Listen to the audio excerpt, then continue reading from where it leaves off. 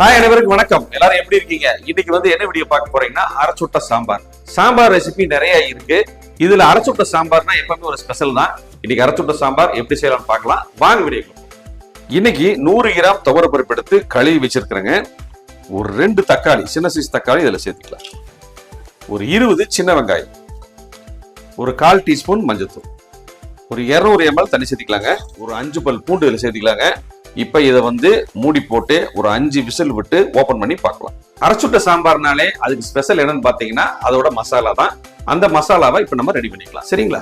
இப்ப ஒரு அடுப்பத்தை வச்சு ஒரு பேன் அடுப்புல வச்சாச்சுங்க. இன்னைக்கு ஒரு 5 பொருளை ட்ரை ரோஸ்ட் பண்ண போறோம்.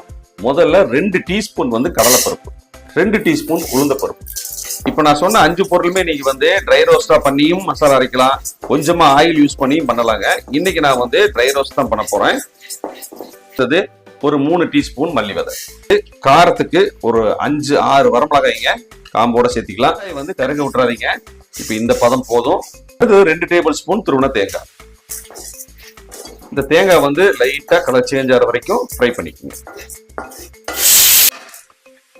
இப்ப பாருங்க, இந்த மசாலா ரெடி ஆயிடுச்சு. இப்ப நம்ம அடுப்பை ஆஃப் பண்ணிடலாம். இதை ஆற வச்சு ஃபர்ஸ்ட் ட்ரை ரோஸ்டா மிக்சியில போட்டு அரைச்சிட்டு அதுக்கப்புறம் தண்ணி சேர்த்தி நல்லா நைஸா அரைச்சு எடுத்துக்கலாம். இப்ப அடுப்பத்தை வச்சு ஒரு மண் பாத்திரம் வச்சாச்சு. ஒரு 75 ml கடலை எண்ணெய் ஆட் பண்ணிக்கலாம். நான் இன்னைக்கு சாம்பாருக்கு கடலை எண்ணெய் தான் எடுத்திருக்கேன். இப்ப பாருங்க, எண்ணெய் சூடாயிடுச்சு.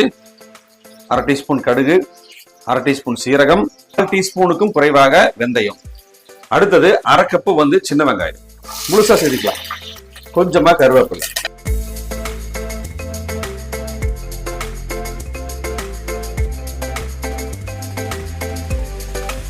எப்பவுமே சாம்பார் ரெசிபிக்கு வெங்காயம் முழுசா சேர்த்திக்கீங்க. அப்ப சாம்பார்ல சாப்பிட்றப்ப நல்லா இருக்கும்.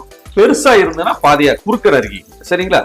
இப்ப 2 வரமிளகா தாளிப்புக்காக.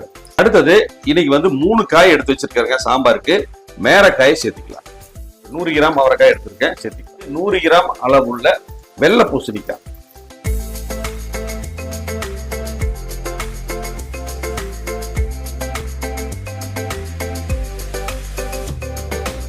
இப்ப காய்கறி பாத்தீங்கன்னா 1 நிமிஷம் நல்லா வதங்கிடுச்சுங்க. அடுத்தது நம்ம அரைச்ச மசாலாவை சேர்த்துக்கலாம்.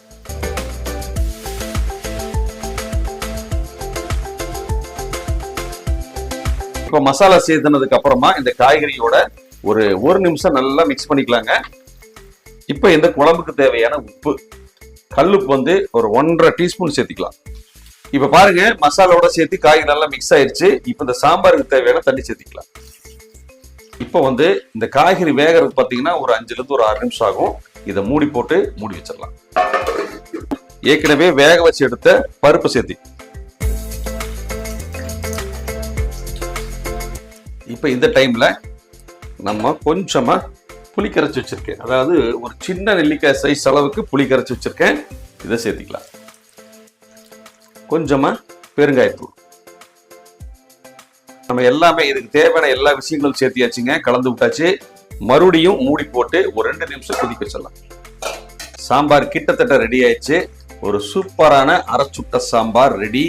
ஃபைனலா நம்ம கொஞ்சமா நெய் சேர்த்திக்கலாங்க. சாம்பார்னாலே நெய் தான். கொஞ்சமாவது நெய் சேர்த்தினாதான் இந்த சாம்பார் சாப்பிட்றதுக்கு சூப்பரா இருக்கும். இதை நீங்க சாப்பாட்டுல ஊற்றியும் சாப்பிடலாம், இப்படியே மொத்தமா கலந்து வச்சு கூட நம்ம பரிமாறலாம். சரிங்களா? அப்புறம் மிக்ஸ் பண்ணிக்கலாம். உப்பு, காரம், புளிப்பு எல்லாமே கரெக்டா இருக்குதுங்க. இந்த சாம்பார் பாத்தீங்கன்னா ரொம்ப கெட்டியாம இருக்கக்கூடாது, ரொம்ப தண்ணியாட்டம் இருக்கக்கூடாது. பாருங்க, இந்த பதத்தில் இருக்கணும். அப்போதான் நம்ம ஊத்தி சாப்பிட்றப்ப நல்லா இருக்கும். சரிங்களா? இப்ப நம்ம அடுப்பை ஆஃப் பண்ணிடலாம். அடுப்பு ஆஃப் பண்ணிட்டு கொத்தமல்லி இலையை அப்படி தூவிக்கலாங்க.